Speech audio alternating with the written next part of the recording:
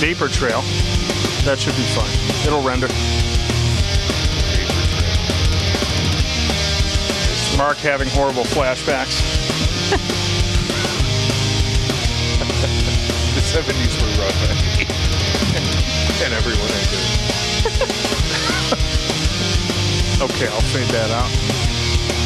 Welcome to Big Words I Know by Heart, a program of rants, raves, faves, pet peeves, personal vendettas, celebrity interviews, and anything else we can fill the half hour with.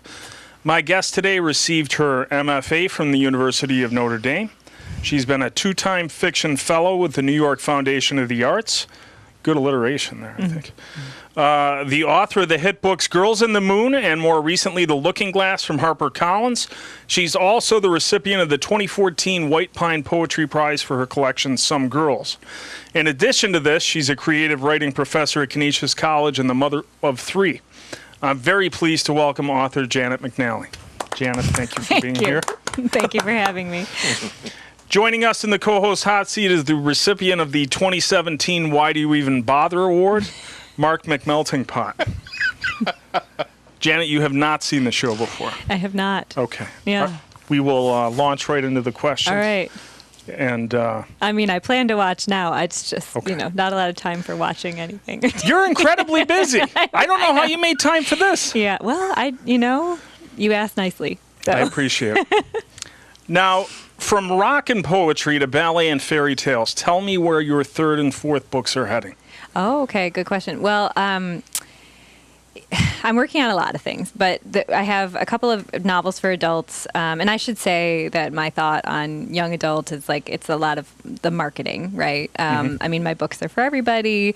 I think a lot of grown-ups are very drawn to books about teenagers because we remember being teenagers and it's such a vivid time and it's this time full of potential. And so anyway, so I don't, when I say book for adults, sometimes I say my adult book and it sounds really racy, but anyway. You're not going in that direction. not yet, no. Okay. But I have a couple of projects, and one that I'm very interested in multiverse theory.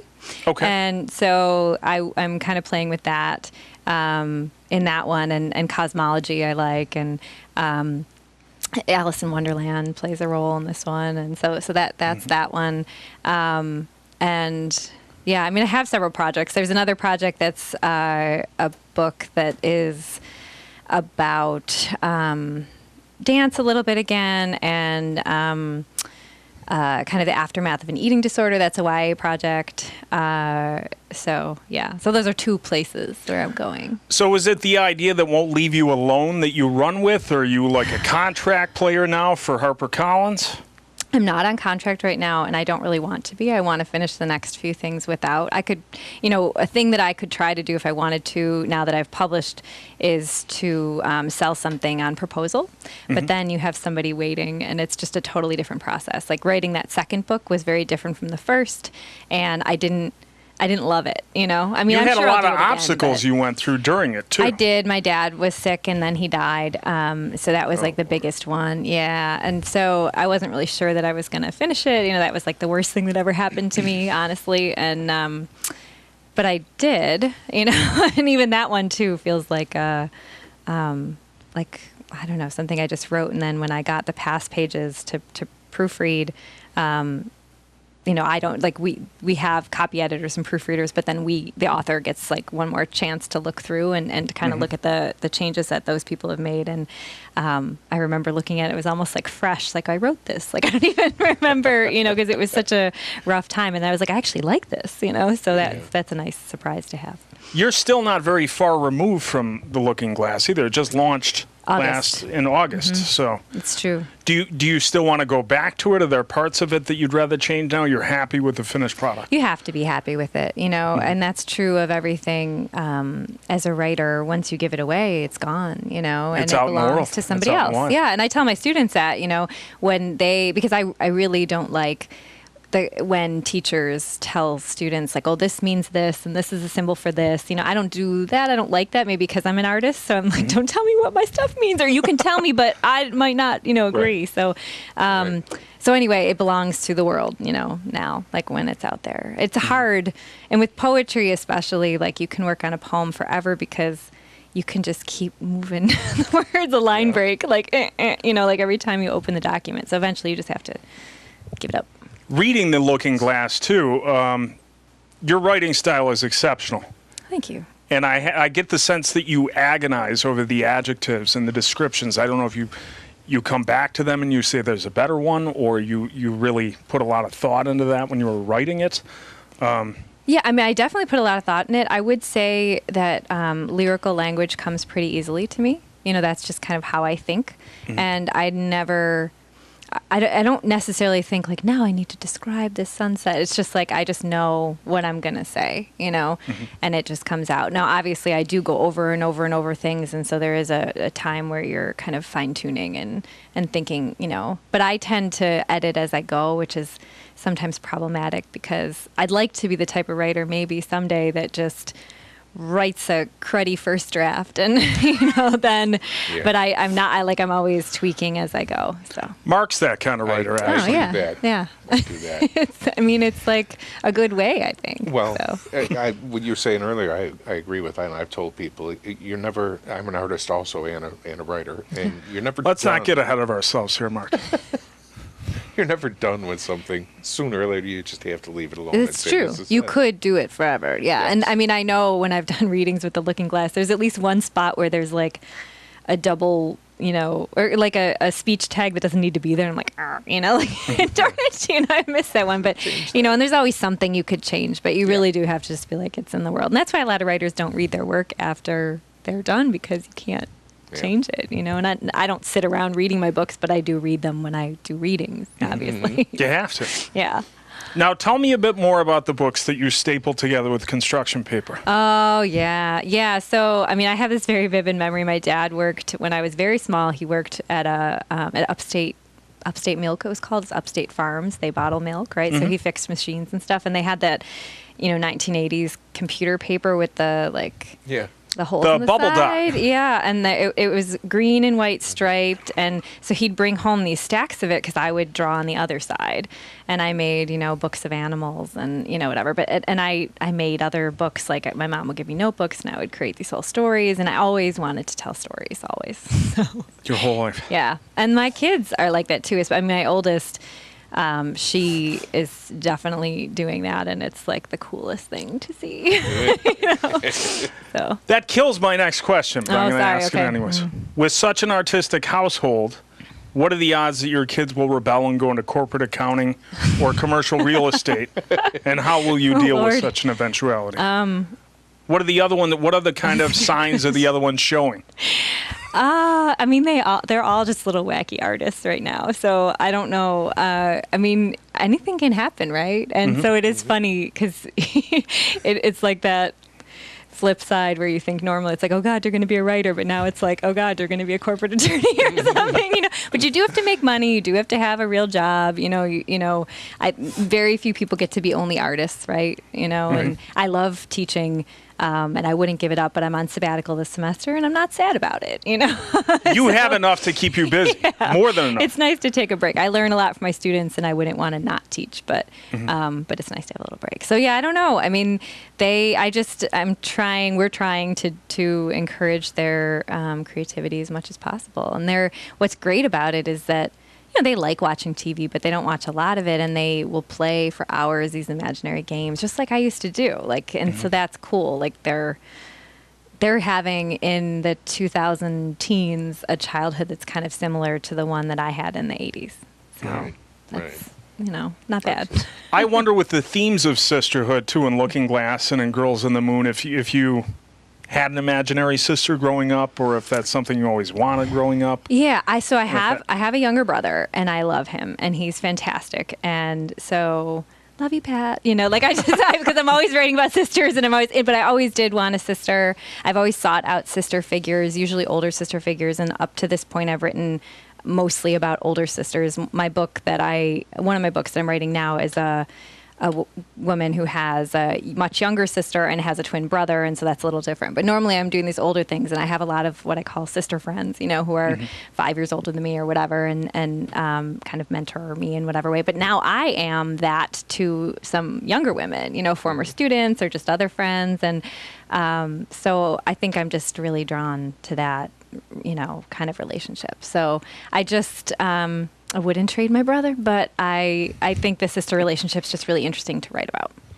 And at the college level, are you still battling with basic structure with your students, or there's some elements of style that really? I mean, you know, it depends. Like I do teach freshmen now. For many years I didn't teach freshmen, but now we all teach freshmen, and actually like freshmen a lot. I don't necessarily always love teaching comp because I'm not a scholar first, you know, so Right. It's not as easy for me as teaching creative writing class. But, you know, students come at all different levels. And then the creative writing classes, they usually have they're usually pretty competent, and then we're just working on going further. By the time they get there. Yeah.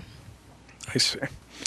I also wonder, too, do you feel an obligation to tackle tougher teen issues when writing for a young adult market?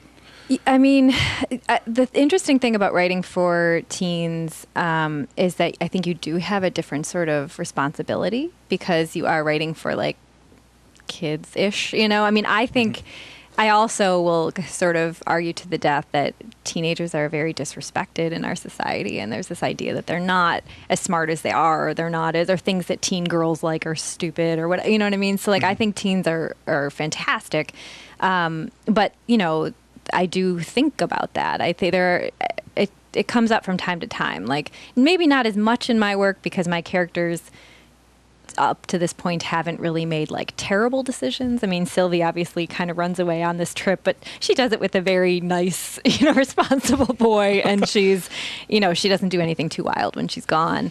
But I do think, you know, with that book, you know, I'm sure you probably have questions about this, but like thinking about, you know, it touches on addiction. And so that was something. I didn't know if that happened organically or if that was something you wanted to sort of exercise while you were working on the book, or if that was a topic that you wanted to tackle while you were writing it.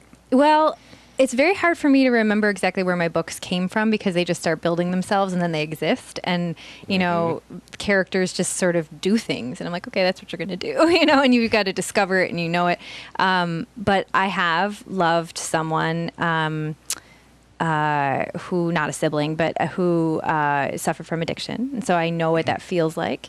And so I wanted to write about it. And I think that there are so many people who do right now and always, but especially now with obviously the opioid epidemic is just this huge, terrible thing. And so, and I also wanted to show that it's not always the people that you would expect, or this touches everyone, or this, you know, this is this wealthy family. And I mean, it's often wealthy families because you got the money, right? And, you know, Julia was a dancer and very talented. And so I wanted to kind of show that and just show what it's like for Sylvie to be left behind, you know? So, yeah. Did that help you writing that during the book? Did that leave you with a sense of I think that closure? It always helps to write about things that have troubled you, you know? So in some way, I think so. The you know, the person that I'm talking about is now sober and doing really well, but there was a time where I didn't think that she would. You know, or many people worried that she wouldn't. And so it's easier for me now because it's like, well, everything turned out okay, you know? And maybe if I have no idea what kind of book I would have written, or if I would have written it at all if things had gone differently. So that's kind of interesting to think about. I wondered, too, with some girls if Maggie was real or if she was a character, if she became real. She did become, I mean, I feel like Maggie, Maggie is definitely very real to me. Maggie doesn't exist as, you know, a person necessarily, but Maggie was kind of like a way to write about friendship and sort of the change that happens like when you have a baby and all the expectations placed on women and girls. And then I kind of realized that Maggie is sort of me too. You know, I mean, I guess all my, you know, we say this, right? All our characters are kind of us too, but, you know, that old me or something, you know, because when you have kids, it really does change a lot. You know, there's really, I mean, it just does. It's a totally different way. Yeah. You have to. Yeah. So. You got to give up something. And do you feel an obligation? Oh, I already asked that one. What the hell's wrong with me? Twice. If you write best in crowds, do you seek them out for brainstorming purposes? What do you mean?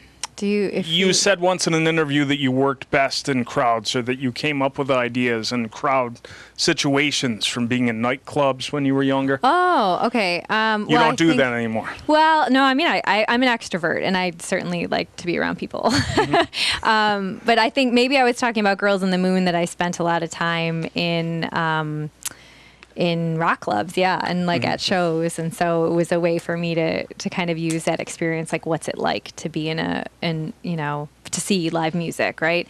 But when I write, I don't tend to write in public, if that's an interesting thing to say. Like there are a lot of coffee shop writers. I'm not really one of them. I'm too easily. I don't know if they even exist anymore. I mean, no, I know people Yeah. who do it. Yeah, I know people who do it. I just get too distracted. So tomorrow we're having a writing retreat at Canisius College and for faculty, and I'm going to go because I wanted to support my friend who runs the writing center. And I think it will be interesting, but I'm not used to writing like in a room full of people. So I'll bring my earbuds, but it'll probably be fine. And do you have an organizational system for your thousands of books and vinyl albums? Were you a Fleetwood Mac fanatic before writing about them? And if you don't mind my asking, what band is or was your husband in? That's a layered question. That's a lot of different things. It's a lot to unpack. So Jesse's in charge of the records, and he does have a system that I don't always totally understand. But it's often like 60 souls in one place, but there's sometimes where I'm like, where's whatever, and I can't find it. Like the Beatles are almost so. And books. I worked in a library when I was a kid, and I'm never going to alphabetize anything again. So when I was like 16, that was my first job.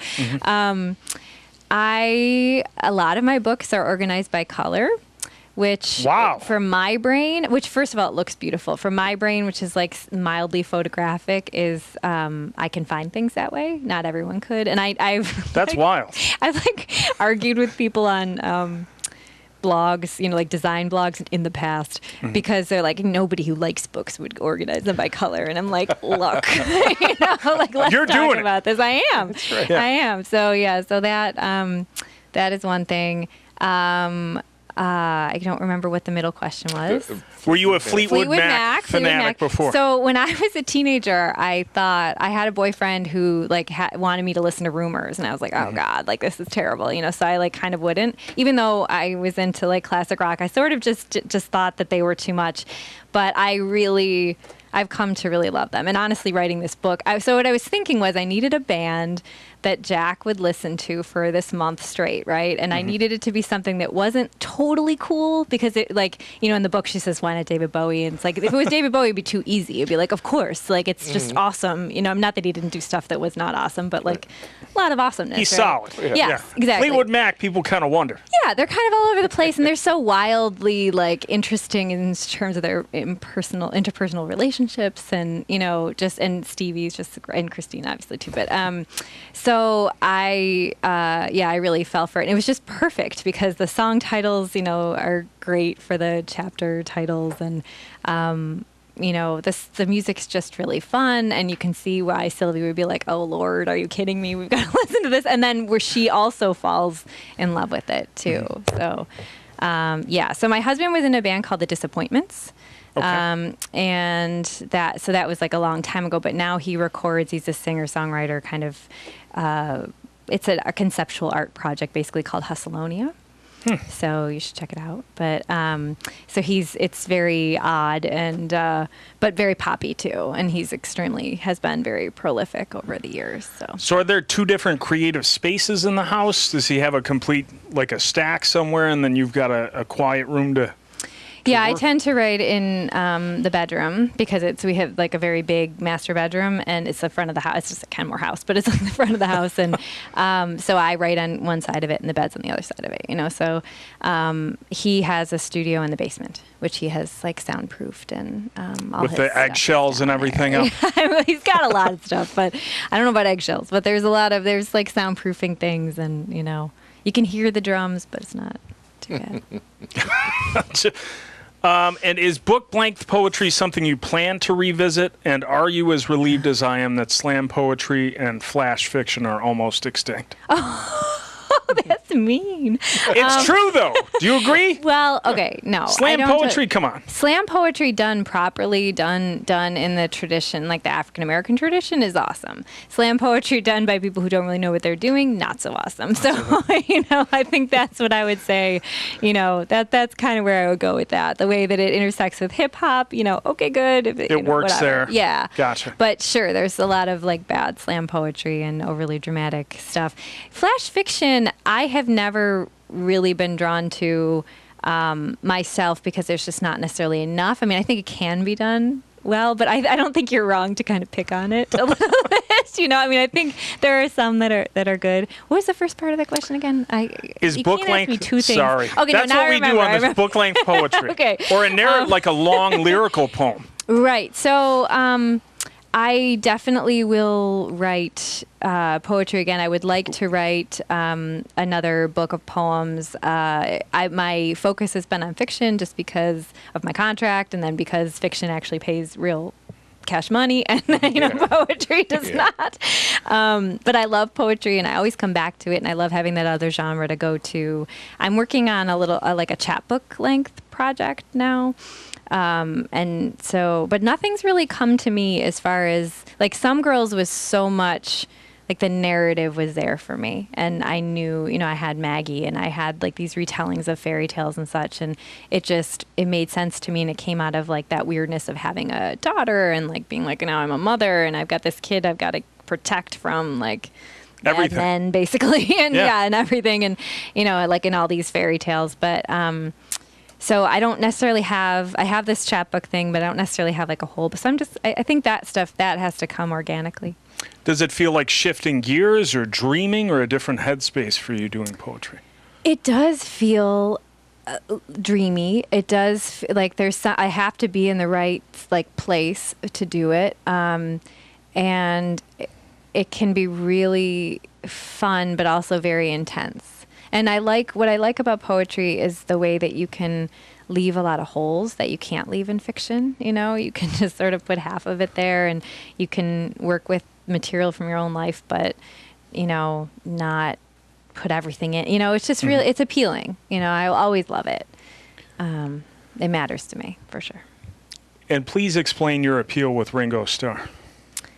My appeal with Ringo Starr. You had an interview where you brought up Ringo Starr and John Lennon with the kids, or was that something they were into? No, I think it was. It might have been that Juno had imaginary friends called John and Ringo, and they were her imaginary. So there's friends. No Ringo Starr in the household, then, thank God, for the children's sakes. No, no. But John and Ringo were her imaginary friends for years, and they were always around because we listened to so. I actually started for a while. It's like I've loved the Beatles.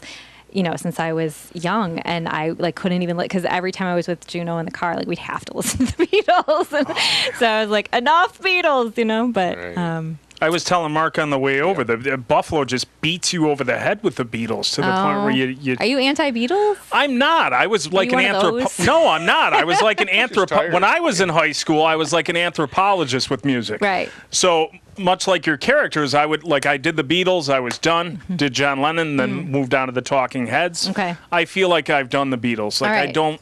You're done the Beatles. Okay, all right. I can come back to John Lennon, but the Beatles, you hear it everywhere in Buffalo. Yeah, no, over and over. Yeah, I think it's probably everywhere, but there's a fair couple. enough. There's a couple that always get me, and I'm always, I'll always listen to Penny Lane or Eleanor Rigby. I love them. Well, Past Masters Volume 2, I can play at any time. Okay. That one I'm okay. I'm a B-side guy. After you get into everything, maybe I'm expounding too much on this. No, it's okay. There are some people I have found they make it their job to hate the Beatles, and that's why I was joking. That's you one not of them? me. I know. I can tell you're not. My ex-wife's like that. Yeah, I mean, they're just and I'm like, come on, there's got to be something in there that you like. So something. I love John Lennon because he has two speeds: hurt and in love. Mm-hmm. Or pissed off and in love, and that's it with his music. Okay, we'll move on then. We'll move away from that. Yeah. You said that you had a difficult relationship working on The Looking Glass and that you weren't getting along. Were the characters going off in a direction you didn't anticipate, or was that part of their becoming real in a sense? Yeah, I think it's part of their becoming real. And again, I think it was circumstantial. I think it was like the things that were happening outside, and then also that pressure with the second book. All of my writer friends, I have all these friends who released their first YA books in 2016 with me because we were in a debut group together. And so I have, just like a dozen, I would say, friends that I really like who were in the same boat. And for really all of them, their second books were very hard because most of us were writing them under contract. Not all, but most of us had signed 2-book deals. And, the first book was out and it was all polished, and you were writing the second one and it felt like garbage. Like, how I will never, and you're just like, well, I did it once, I'm never able to do it again. I mean, I remember saying that to Jesse, like, I'm never going to be able, like just totally flipping out. And, I did. And then, but the problem is, like, my friend Callie Wallace said something, I mean, I'm paraphrasing, but, she was like, every single time you write a novel, you have to start over. Like, it's not like something like, I would say like making peanut butter and jelly sandwich. You learn how to do it once, you pretty much know how to do it. Like, novel is just not like that, So. It's a different party every time. Yeah. This one is for Mark. Oh, here it goes. Did you have the reader with a capital R in mind while you were writing your book, Gruff? And if so, were you trying to punish them? Not actively. No. No, honestly, I wrote that just because it needed to be written. And like you were saying, it kind of started writing itself. So, I didn't have anybody in mind at all, which is why it's actually kind of hard to categorize, because in a lot of ways it's a fairy tale, and in a lot of ways it's adult language. It's hard to find an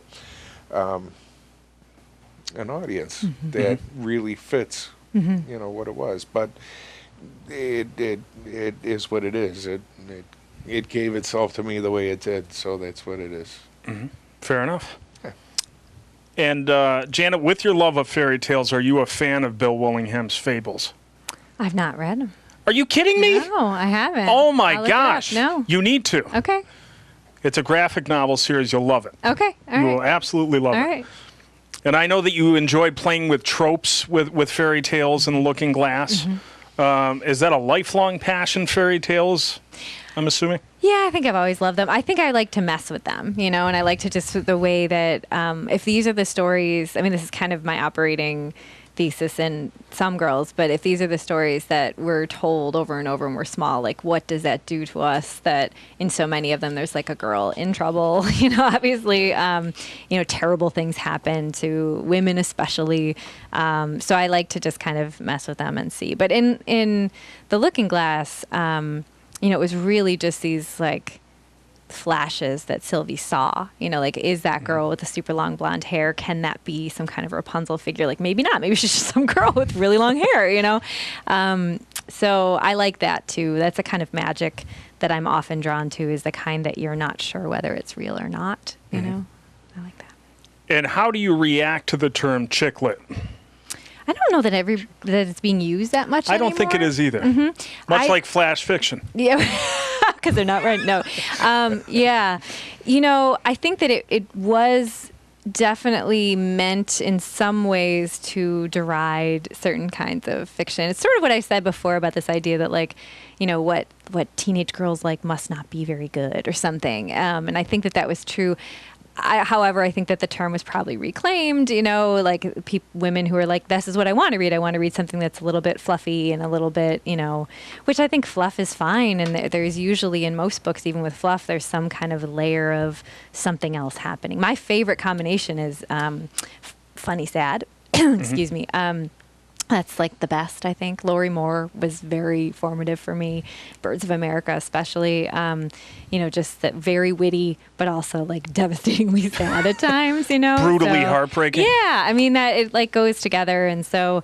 That's what I'm working. That's on kind now. Of yeah. What's that, Mark? That's what I'm working on now. Actually. Yeah. Yeah, that's why we use humor. I am definitely a person who uses humor to cope, and I feel like that comes a little bit out of like the Irish American tradition, I get that. My family, certainly, that's, a thing.